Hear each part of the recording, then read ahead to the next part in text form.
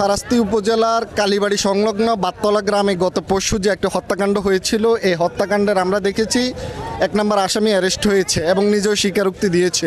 কিন্তু এলাকাবাসীর মানুষের ভাষ্য এই হত্যাকাণ্ডের আরও কেউ থাকতে পারে, কেউ যেন কোনোভাবে ছাড় না পায়। তার জন্য আপনারা দেখছেন আজকে অসংখ্য মানুষ মানববন্ধনে অংশগ্রহণ করেছে।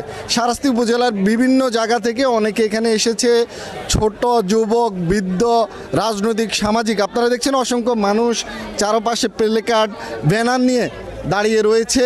আমরা দেখেছি সর্বপ্রথমে মানববন্ধনটি শুরু হয়েছিল কালীবাড়িতে, কিন্তু মিছিল নিয়ে সবাই এসেছে উপজেলা পরিষদের এখানে।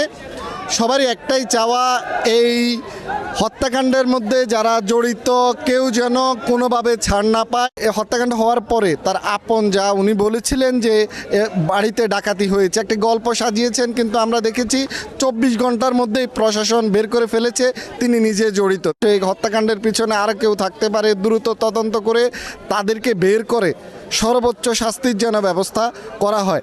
যাকে মারা হয়েছিল আমরা দেখেছি তার একটি বাচ্চার বয়স 3 মাস, আরেকটির 3 বছর। তাদেরকে এতিম করে দিয়েছে। একটি মানুষ অনেকগুলো মানুষকে শেষ করে দিয়েছে।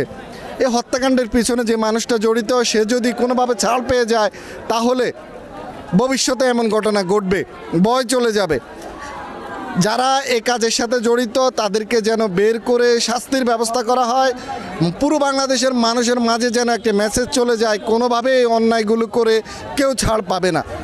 আপনারা দেখছেন যে শারাস্তি উপজেলা পরিষদের এখানে আজকে অসংখ্য মানুষ ব্যানার নিয়ে উপস্থিত হয়েছে। সর্বপ্রথম আজকে এই মানববন্ধনটি শুরু হয়েছিল কালীবাড়িতে। কালীবাড়ি থেকে মিছিল নিয়ে আপনারা দেখছেন এই মানুষগুলো আজকে সবাই এই উপজেলা পরিষদের আমরা দেখছি এখানে ইউনু মহোদয়ের অফিসের সামনে উপস্থিত হয়েছে। সবারই একটাই চাওয়া, যেন কোনোভাবেই এ হত্যাকারী ছাড় না পায়, তার যেন সর্বোচ্চ শাস্তি হয়। আপনারা দেখছেন অসংখ্য মানুষ এখানে উপস্থিত হওয়ার একটাই কারণ, এই হত্যাকাণ্ডের পিছনে যারা জড়িত কোনোভাবেই যেন ছাড় না পায়।